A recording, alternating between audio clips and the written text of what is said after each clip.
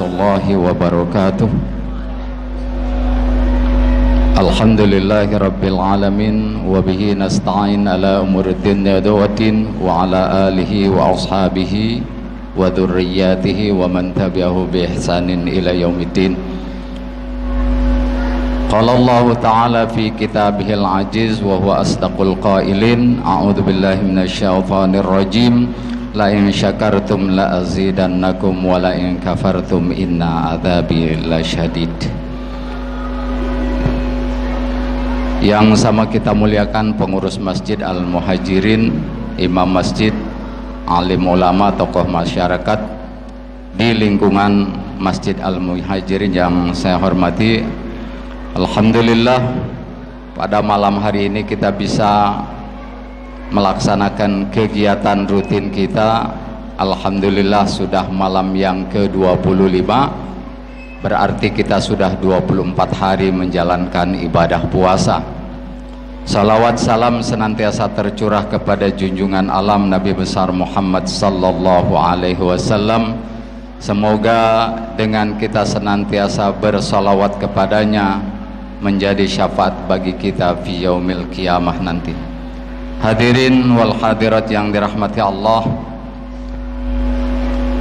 ada satu kewajiban di samping kewajiban bulan Ramadan kita berpuasa, ada satu kewajiban yang harus kita tunaikan, yaitu melaksanakan atau menunaikan zakat. Zakat ada yang berkenaan dengan harta, ada juga yang berkenaan dengan jiwa.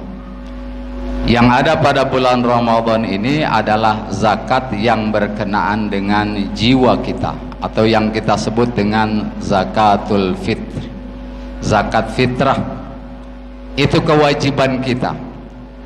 Zakat fitrah itu tidak mesti syaratnya harus kaya.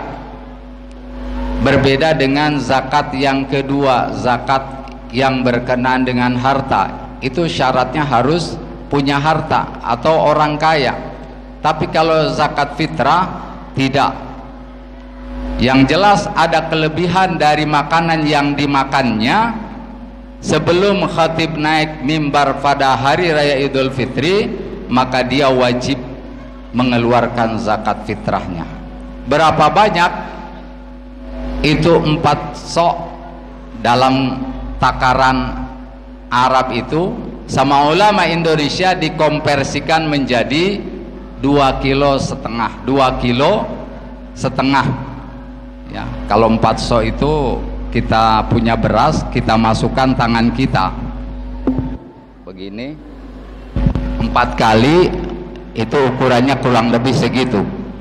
Tapi kan tangannya berbeda. Kalau yang orangnya besar tentu lebih besar, dia bisa 3 kilo. Orang Afrika nyodok beras pakai tangannya mungkin sekali sodok bisa 0,5 kilo. Lah orang kita kecil-kecil, sekali sodok mungkin saja tidak sampai 0,5 kilo. Oleh karenanya sama ulama Indonesia dikonversikan atau disetarakan dengan 2,5 kilo yang wajib kita keluarkan, ya, berupa makanan pokok, qut al-balad.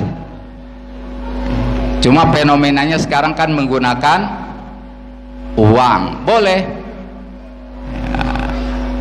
Ada ulama yang membolehkannya, madhab Hanafiyah itu membolehkannya. Cuma mana yang lebih afdol? Karena ayat Al-Qur'annya mengatakan yang harus dikeluarkan itu adalah bahan makanan. Makanan kita apa?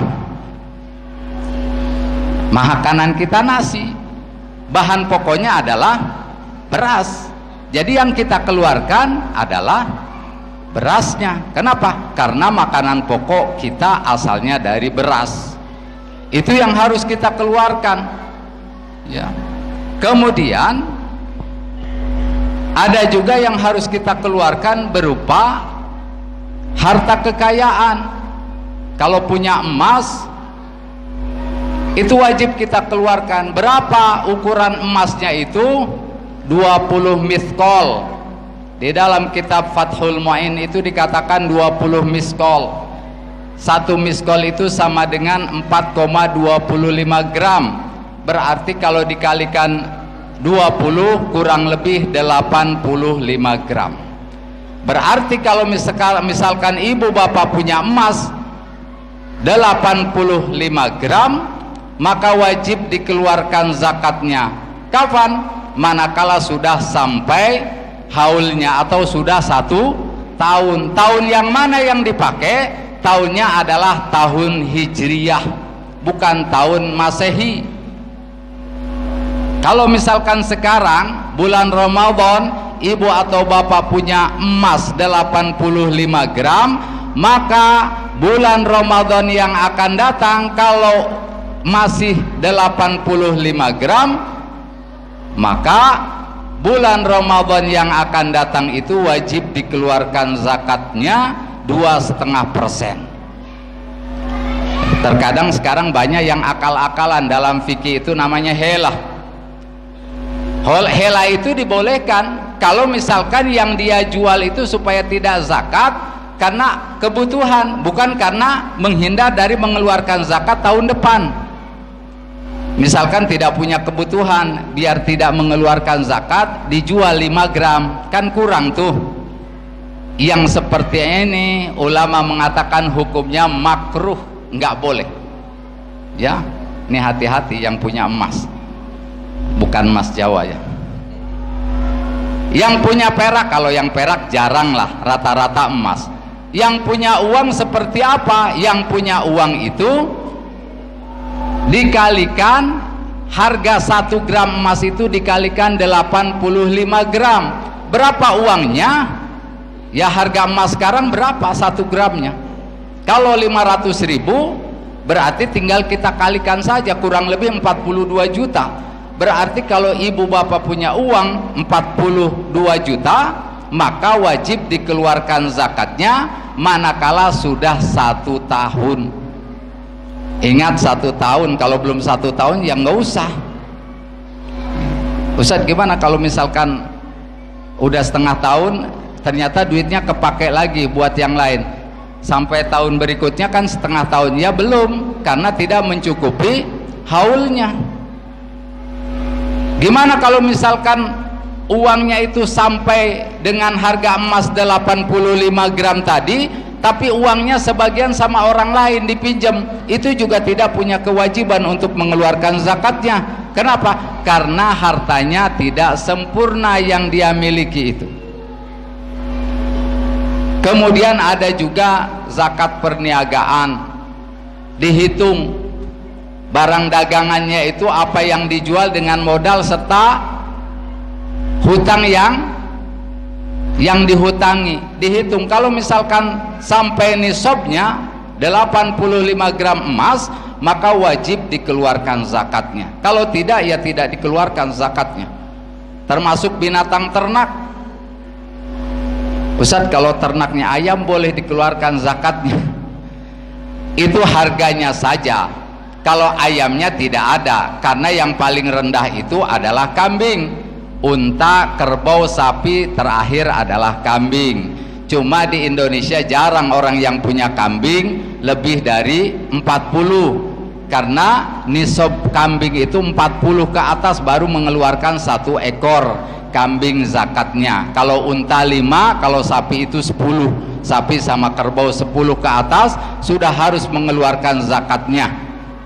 Kalau unta tidak ada di Indonesia, kalau kerbau mungkin ada, kalau sapi juga insya Allah ada, tapi jarang yang memiliki sapi atau kerbau lebih dari 10.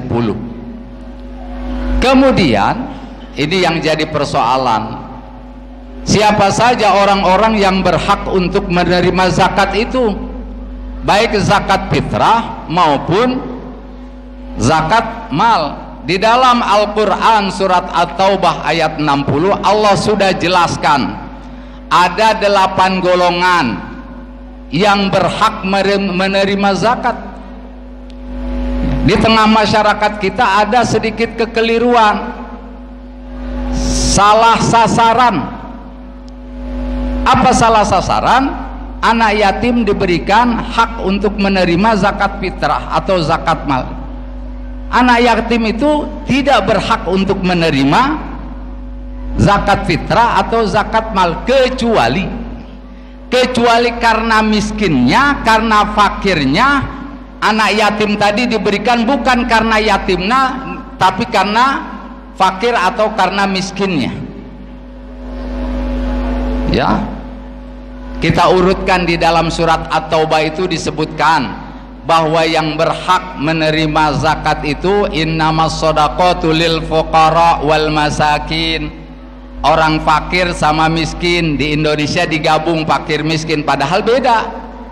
Kalau orang fakir itu adalah orang yang sudah tidak sanggup lagi berusaha, ya, dia tidak punya materi, laisa lahu malun, ya, wala kashfun, kata kitab I'anatut Talibin, dia tidak punya harta, tidak punya pekerjaan tetap. Kalaupun dia punya pekerjaan, hasilnya tidak sesuai dengan kebutuhannya. Kalau kebutuhannya 1000, dia mendapatkan 400 atau 500, maka itu termasuk ke dalam golongan yang fakir. Wa amma miskin, adapun orang miskin itu asal kata dari kata sakana, artinya tenang.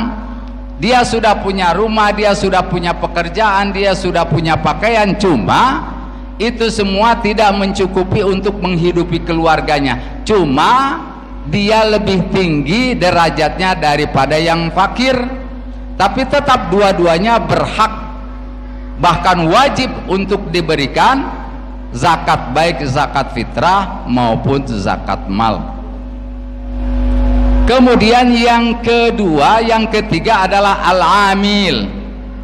Amil itu adalah petugas yang diberikan amanah oleh pemerintah untuk menjalankan, untuk meminta, untuk mendistribusikan, untuk mengumpulkan zakat fitrah. Kalau di sini tidak tahu saya, ada SK-nya, Sazul. Jadi memang harus ada SK-nya.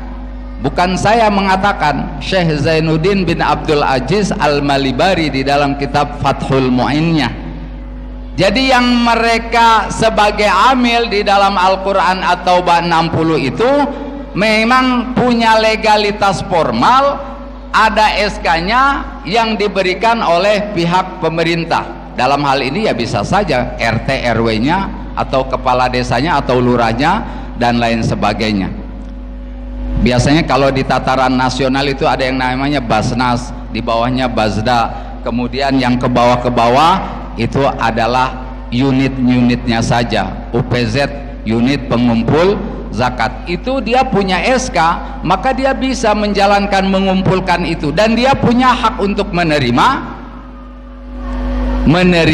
zakat baik mal maupun zakat fitrah. Yang keempat itu adalah ar-riqab. Ini sudah nggak ada lagi, ya. Riqab itu budak yang sedang mengangsur untuk menjadi bebas kepada tuannya. Di Indonesia, bahkan di dunia Islam, yang namanya perbudakan sudah tidak ada. Berarti yang berhak menerima zakat itu tinggal 7 asnaf saja, karena budak itu tidak ada. Kemudian yang kelima adalah al-gharibin, orang-orang yang gharim, yang punya hutang. Tapi ingat, jangan ngutangnya untuk pribadi. Saya punya hutang ke showroom gara-gara saya ambil mobil, dikasih zakat, nggak benar itu. Bukan itu maksudnya. Orang yang punya hutang di sini adalah orang yang berhutang, misalkan untuk masjid ini dia berhutang, beli besi, beli segala macam, sehingga dia tidak bisa untuk membayar hutangnya.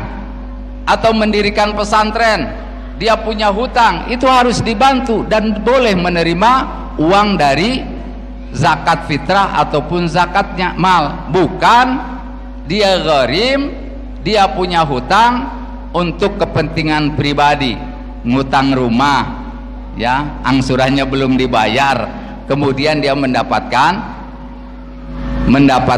jatah zakat fitrah atau zakat mal, kecuali karena miskinnya, karena fakirnya, lagi-lagi seperti itu. Kemudian orang yang fi sabilillah, orang yang fi sabilillah itu berjalan di jalan Allah. Orang yang berdakwah kayak para pendakwah, para ustadz, para muballigh, sekiranya dia itu kesulitan secara ekonomi, maka boleh kita berikan zakat fitrahnya. Tapi kan ustadz-ustadz sekarang udah keren-keren ya, pakai motornya yang gede, NMAX ya, pakai NMAX, datangnya pakai Fortuner, terus masa kita harus kasih juga ya. Maksudnya yang memang secara ekonomi kesulitan. Kemudian fi sabilillah tadi sudah, kemudian ini keliru juga kadang. Saya nggak tahu di sini masjid menerima zakat fitrah enggak? Maksudnya hasilnya. Di masjid-masjid tertentu ada jatah masjid. Itu juga keliru. Masjid itu tidak punya hak untuk menerima zakat. Kecuali, nah ini pakai kecuali satu kampung ini sudah tidak ada lagi yang berinfak untuk membayar listrik masjid ini. Gimana mau muter kipas ini kalau listriknya nggak hidup? Kecuali tadi tidak ada lagi masyarakat yang berinfak, mungkin secara ekonomi kesulitan, maka boleh masjid mengambil sebagian dari zakat fitrah atau zakat mal dalam rangka membayar listrik atau membayar yang lainnya. Itu boleh selama infak sodako yang di masjid itu masih ada yang berinfak, maka masjid tidak berhak untuk mendapatkan hasil dari zakat fitrah atau zakat mal. Ini harus kita perhatikan. Kenapa? Karena ayatnya menunjukkan jelas, tidak ada mutasyabihnya, tidak perlu diinterpretasikan lagi, karena memang ayatnya sudah jelas. Kecuali ayatnya belum jelas, butuh interpretasi. Insya Allah masjid-masjid yang dibangun oleh masyarakat itu tidak pernah kekurangan biaya.